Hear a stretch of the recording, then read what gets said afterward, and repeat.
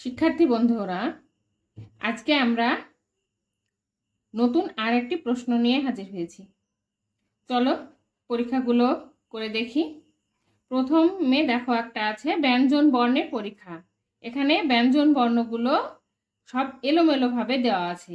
দেখো এখানে খ আছে, তারপর দন্তের ন, তারপর থ, ছ, গ, ধ, মধ্যের ন, ফ, ড, চন্দ্রবিন্দু। তারপরে আছে ঘ, চ, হসেন্ত, ডাইবিন্ডরা, অন্তুস্ত, ম, ব, অনিশ্য, উন্তুজ্জ, প, ঝ, ভ, ইয়, ক, বিসর্গ, ট, ব, দ, ল, ঠ, র, পেট কাটা মূর্ধন্য ষ, ঢ, দন্তেশ্ব, বর্গীজ, হ, ত, তালে বসা, ও, ঢাইবিন্ডরা। তাহলে এখানে দেখো আমরা ব্যঞ্জন বর্ণের পরীক্ষা যেটা দেওয়া আছে সেটা আমরা পড়ে নিলাম। তারপরের প্রশ্নে দেখো, ফাঁকা ঘরে সঠিক বর্ণ বসাও। এখানে যে ফাঁকা ঘরগুলি আছে সেগুলিতে আমাদের সঠিক বর্ণ বসাতে হবে। তাহলে এখানে কি আছে? ক আছে। ক এর পরের বর্ণ কি হয়? খ হয়। তাহলে আমরা এখানে খ লিখব। তারপরে এখানে লেখা আছে গ, গ এর পরের বর্ণ হয় ঘ, তাহলে আমরা এখানে লিখব ঘ।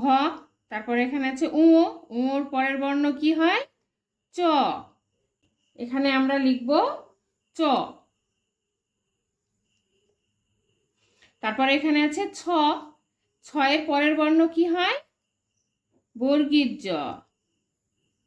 তারপরে কি আছে? ঝ, ঝ এর পরের বর্ণ কি হয়? ইয়,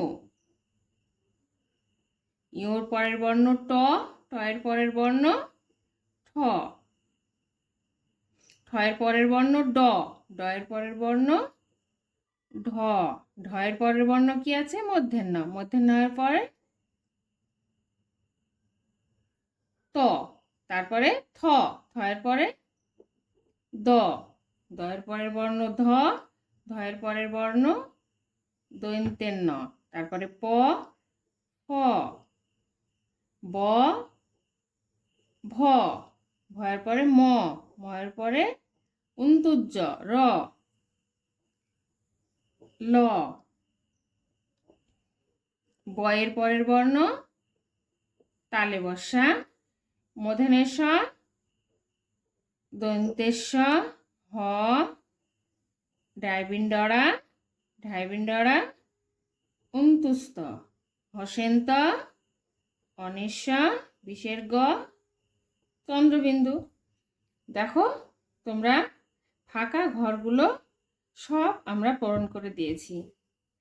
প্রত্যেকটা জায়গায় দেখো লেখা আছে ক এর পরে ছিল ফাঁকা, আমরা খ লিখেছি। গ এর পরে ফাঁকা ছিল ঘ লিখেছি। ওর পরে ফাঁকা ছিল চ লিখেছি। ছ এর পরে ফাঁকা ছিল বর্গীর জ লিখেছি। ঝ এর পরে ফাঁকা ছিল ইও লিখেছি। আর ট এর পরে ফাঁকা ছিল ঠ লিখেছি। ড এর পরে ফাঁকা ছিল ঢ লিখেছি। আর মূর্ধন্য এর পরে ফাঁকা ছিল আমরা লিখেছি ত। তারপরে দেখো এখানে থ লেখা আছে, আমরা দ লিখেছি ফাঁকা ঘরে। তারপরে দেখো এখানে ধ লেখা আছে আর আমরা এখানে লিখেছি দন্তের ন। এখানে দেখো প লেখা আছে, আমরা লিখেছি ফ। এখানে ব লেখা ছিল আর আমরা ফাঁকা ঘরে লিখেছি কি? ভ।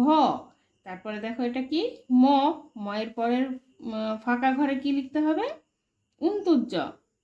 তারপরে দেখো এখানে র লেখা আছে, আমরা এখানে ল লিখেছি ল। আর এখানে ব লেখা আছে, এখানে তালে বসা। এখানে পেট কাটা মূর্ধন্য ষ লেখা আছে, এখানে দন্তের স লিখেছি। এখানে হ লেখা আছে, এখানে ডাইবিন্ডরা, এখানে ঢাইবিন্ডরা আছে অন্তুস্ত, হসেন্ত, তারপর অনিশ্ব, তারপর বিসর্গ, তারপর চন্দ্রবিন্দু।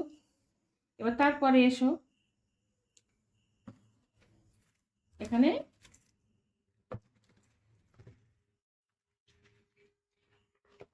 তারপরে এসো এলোমেলো বর্ণগুলো আমরা সাজিয়ে লিখব।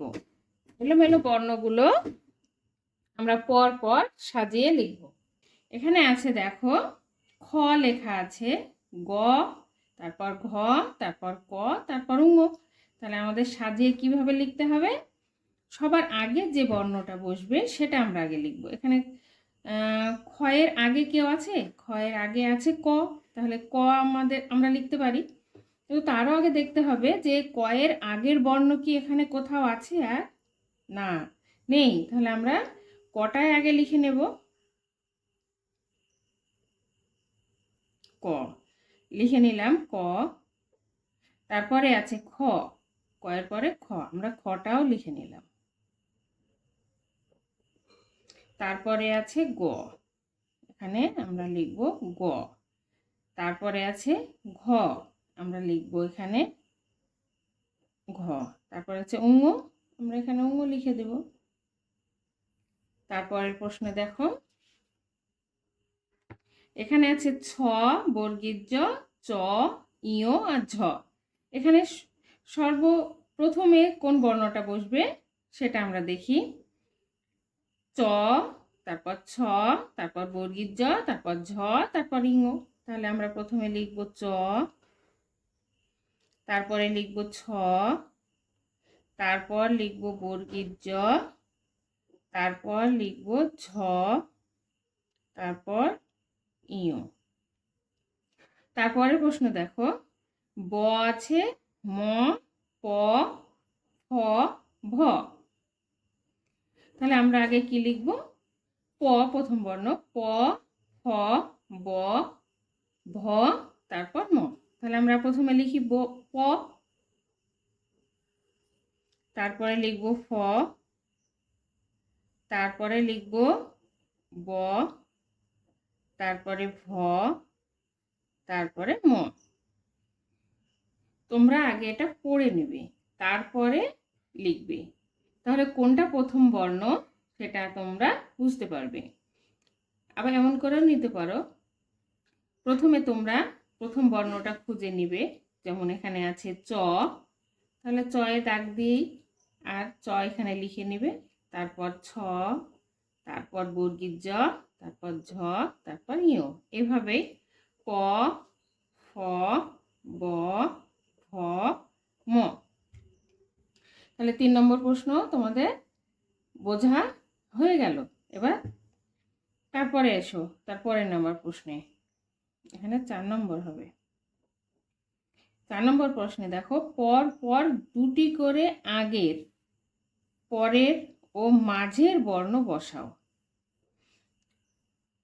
এখানে পরপর দুটি করে আগের বর্ণ, পরের বর্ণ ও মাঝের বর্ণ বসাও। তাহলে ক্ষয়ের পরের বর্ণ কি হয়? গ। তারপর ঘ, যেহেতু দুটো লিখতে বলেছে। তারপর দেখো ট আছে, ট এর পরের বর্ণ ঠ,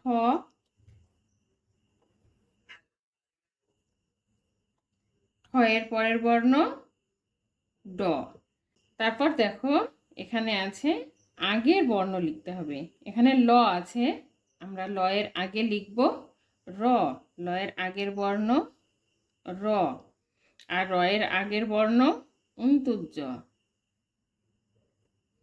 তারপরে দেখো এখানে হ আছে, হ এর আগের বর্ণ স, আর স এর আগের বর্ণ স। তারপরে দেখো এখানে চ আছে আর বর্গীয় জ আছে। চ আর বর্গীয় জ এর মাঝের বর্ণ লিখতে হবে। চ আর বর্গীয় জ এর মাঝের বর্ণ কি? ছ। তারপরে আছে ফ আর ভ। ফ আর ভ এর মাঝের বর্ণ কি বলতো? ব। এই তো। তাহলে ফ, ব, ভ। দেখো আরেকবার ঘুরিয়ে দেখো, পর পর দুটি করে আগের, পরের ও মাঝের বর্ণ বসাও। এখানে আছে খ, গ, ঘ, পরপর লিখলাম। তারপর ট আছে, ঠ, ড লিখলাম।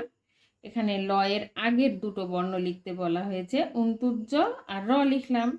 এখানে হ এর আগের বর্ণ লিখতে বলা হয়েছে, স স লিখলাম।